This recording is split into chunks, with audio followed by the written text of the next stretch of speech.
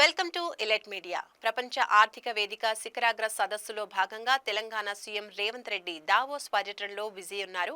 పర్యటనలో భాగంగా CM Revanth, IT శాఖ మంత్రి శ్రీధర్ బాబు, తెలంగాణ రైజింగ్ విభాగం సభ్యుల బృందం, Unilever company global CEO Schumacher తో పలు దఫాలు చర్చలు జరిపింది.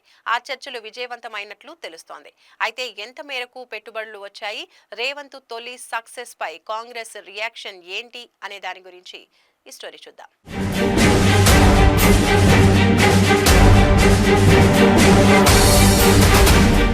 తెలంగాణ రాష్ట్రంలో పెట్టుబడులు పెట్టడం వల్ల కంపెనీలకు ఎలాంటి ప్రయోజనాలు చేకూరబోతున్నాయో సీఎం రేవంత్ స్వయంగా యూనిలివర్ సీఈఓ షూమాకర్, అలాగే chief supply chain officer William ఉజ్జైన్లకు వివరించారు. తెలంగాణ ల్యాండ్ లాక్డ్ స్టేట్, పెట్టుబడులకు అనుకూలమైన సరైన వాతావరణ పరిస్థితులు తెలంగాణలో ఉన్నాయని తెలిపారు. తెలంగాణ ఐటీ విజన్ 2050 పాలసీలో భాగంగా యూనిలివర్ కంపెనీకు పూర్తి మద్దతు ఇస్తామని, పెట్టుబడులు, వాణిజ్యాన్ని సులభతరం చేస్తామని వివరించారు. సౌత్ ఇండియాకు తెలంగాణ రాష్ట్రం వారధిగా, గేట్ వేగా ఉంటుందని తెలిపారు. తమ ప్రభుత్వం యూనిలివర్ కంపెనీకు పూర్తిగా సపోర్ట్ చేస్తుందని, యూనిలివర్ కంపెనీ ఉత్పత్తులకు తెలంగాణలో మంచి గిరాకీ ఉందని తెలిపారు.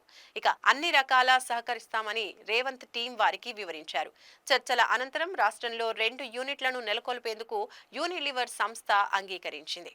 చర్చల్లో భాగంగా రాష్ట్రంలోని కామారెడ్డి జిల్లాలో పామ్ ఆయిల్ తయారీ యూనిట్ ను ఏర్పాటు చేసేందుకు ఆ సంస్థ అంగీకరించింది.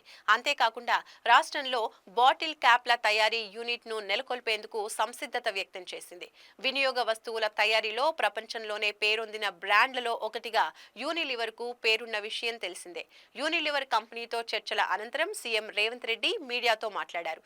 చర్చలు ఫలించడం శుభ పరిణామమని ఆయన అన్నారు. ఈ సమావేశంలో తెలంగాణ రైజింగ్ విభాగం సభ్యులతో పాటు special chief secretary Jayesh Ranjan, principal secretary V Seshadri, CMO సభ్యులు E Vishnuvardhan Reddy, special secretary B Anjith Reddy పాల్గొన్నారు.